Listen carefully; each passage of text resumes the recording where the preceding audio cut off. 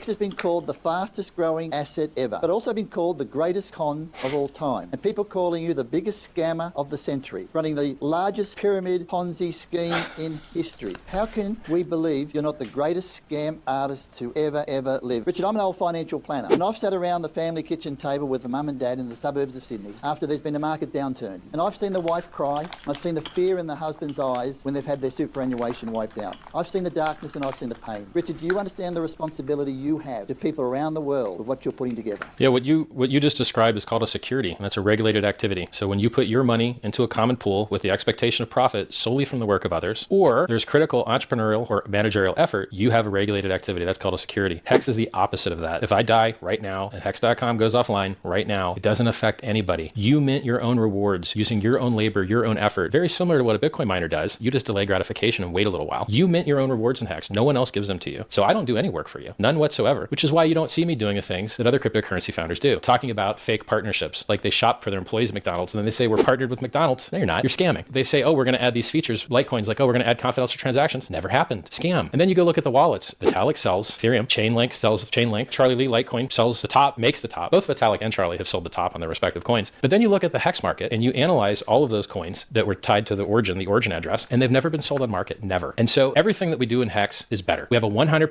uptime. Does your bank have 100% uptime? No, it doesn't. Does Visa and MasterCard have 100% uptime? No, they don't. And cryptocurrencies obviously have value because they replace payment networks like PayPal, Visa, MasterCard that you are slave to. That if they don't allow you to transact, you have no more freedoms. The freedom of transaction is the basis for all other freedoms. You don't have freedom of speech if you can't drive to where the speech is happening. You don't have freedom of assembly if you can't drive to where the assembly is happening. You don't have freedom of movement if you can't pay for them to print your passport, which is getting more and more expensive. If you don't have the freedom to transact, which less and less people every year, all of us are nearly banned at every moment. You say the wrong thing on social, you're banned. You say the wrong thing in Canada, they come to your house and knock on your door and beat you up about it. And by the way, in Canada, did you know that if you try and buy gold, you have to pay GST? And there's only a very minute subset of gold, which is finer than 99.5% pure, which is exempted from that VAT. But when you buy cryptocurrency, does the government beat you up for 20% on the in? No, they don't, because cryptocurrency is a superior product. And HEX monetizes time. Pulse Chain removes all the destruction of the environment as the world's largest free airdrop. A lot of people forget HEX was given away for free. If you had Bitcoin, you were given HEX for free. And at the top, it would have increased the value of your Bitcoin by 20%. 20% free extra Bitcoin. And Bitcoin ran up 15x from the COVID dip. Ethereum ran up 50x from the COVID dip. HEX ran up hundreds of X. And that's just one of my products. Over $1 billion has been sacrificed to support freedom of movement and freedom of speech. We just do absolutely everything better. And at some point, people have to realize it and recognize it. I have invented solutions to things Peter cares about. Self-sovereignty, removing middlemen, efficiency, getting rid of environmental destruction, giving people yield, getting people to delay gratification, putting people in charge of their own finances where no one can stop you from paying yourself your own rewards. I have solved all these things.